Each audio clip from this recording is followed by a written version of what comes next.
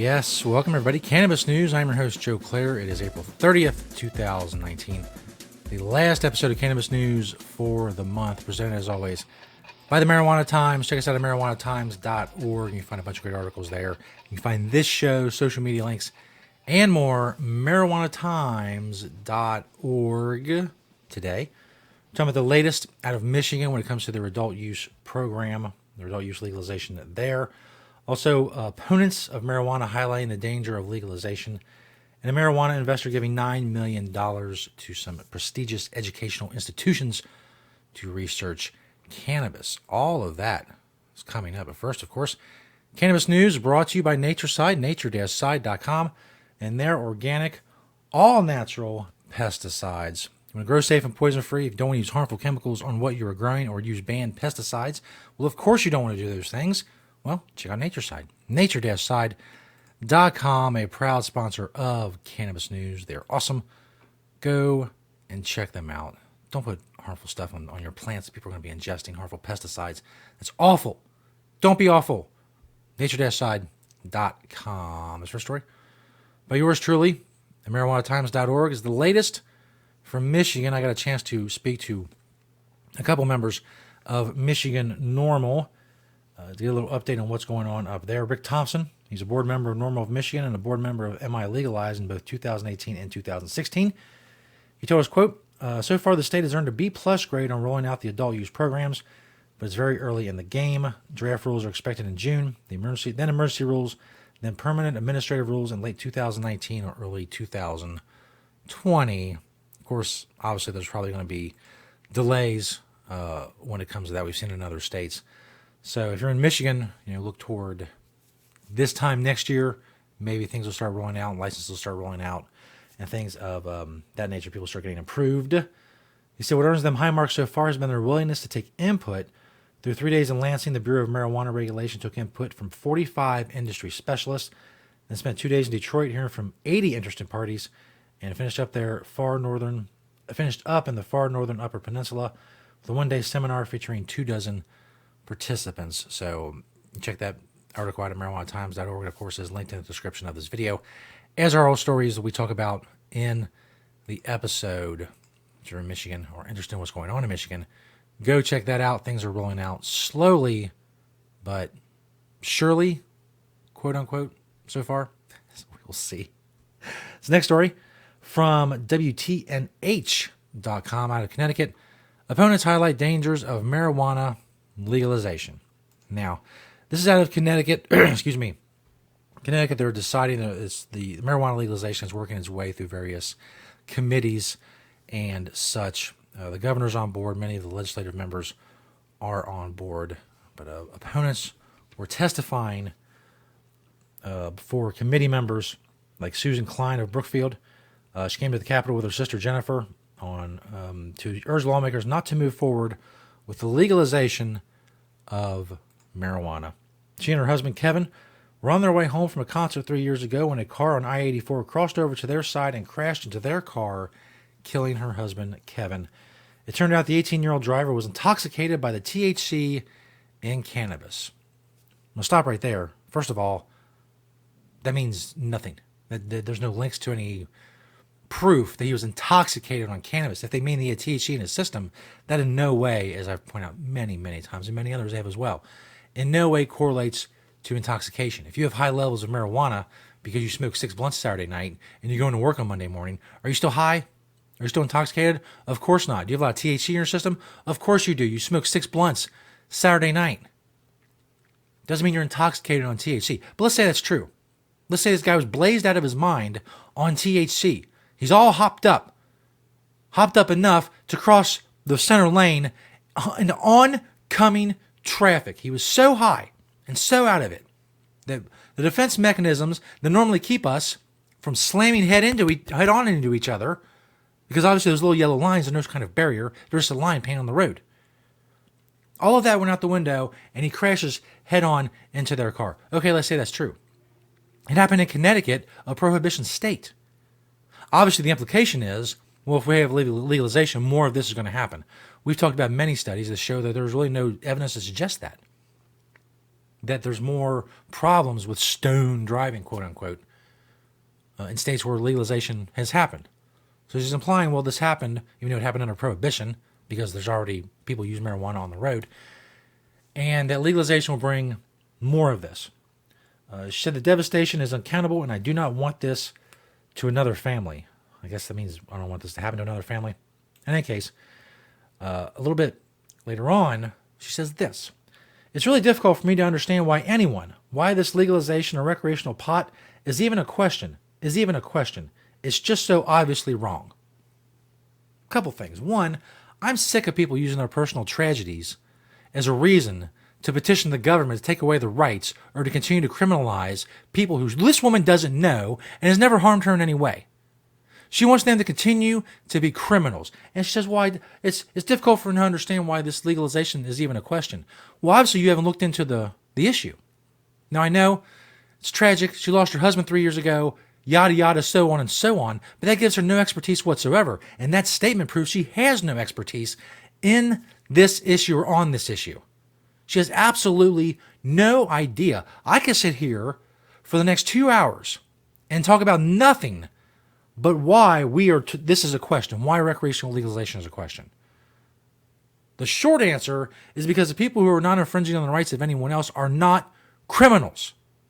They're not criminals. The people that this woman is trying to continue to criminalize in Connecticut. She's never met them. She never will meet them. She doesn't finance them in any way. She'll never have any contact with them. They are strangers. What they do affects her in no way whatsoever. If they smoke 6 blunts in their house, it affects her in no way whatsoever. But here she is in front of this committee petitioning the government to use their power to continue to criminalize people she doesn't know and who are infringing on the rights of anyone else. And why is she doing this? Well, she had a tragedy 3 years ago. That sucks. That's sad. That's horrific. I can't imagine losing a spouse or a child or someone very close to me before their time. It's awful. But personal tragedy gives you no expertise on an issue. You know it does? Studying the issue. Which this woman obviously hasn't done because, again, she says, it's really difficult for me to understand why this legalization of recreational pot is even a question. It's just so obviously wrong. Well, what a cogent, coherent, logical train of argument that is. It's just so obviously wrong. I'm sorry you had a tragedy, but that's dumb. That's dumb. That makes me think you are a dumb person. Notwithstanding what happened to your husband 3 years ago, that's awful. But it obviously hasn't increased your intelligence in any way. Oh, I had a tragedy. I'm not going to look into this issue. I'm going to go run my mouth to a congressional committee. Oh, that's special. And they'll listen because I had a tragedy. But it confers no expertise whatsoever. But here we are. There's probably people that say, oh, yeah, she's right. And then here's what makes it worse. The second part of the story. Listen to this. The Connecticut Coalition to Regulate Marijuana, Kebra Smith Bolden, a pro-legalization person, had this to say.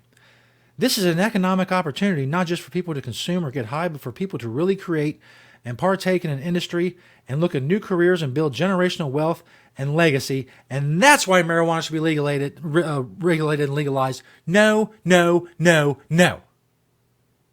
First of all, that's a stupid thing to say. This woman's talking about her dead husband. She's talking about, oh, well, we all can make some money. Economic opportunity, economic impact. Here, let me show you a study. I probably got some data points for you. It comes across as insensitive. But in any case, it's not the reason for legalization. Economic opportunity, social justice, less use of law enforcement resources, people not being burdened with criminal records. All of these things are side effects. Good side effects of legalization. The reason for legalization. And if you're a regular listener to this, of this show or watcher of this show, you're probably tired of hearing me say this.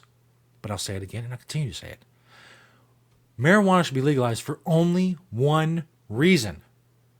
Because the people who grow, possess, sell, and use cannabis are not infringing on the rights of anyone else. That's it. That's it.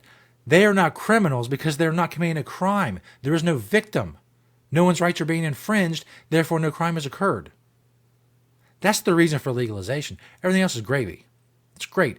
Economic impact, jobs, tax revenue, less people being arrested. Yes, all that. That's all fantastic.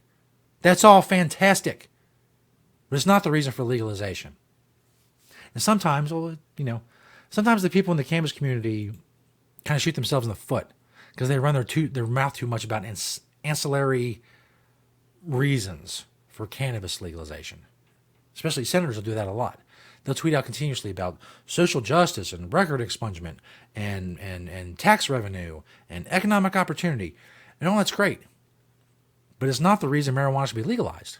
Marijuana should never been prohibited in the first place because, again, cannabis consumers are not infringing the rights of anyone else.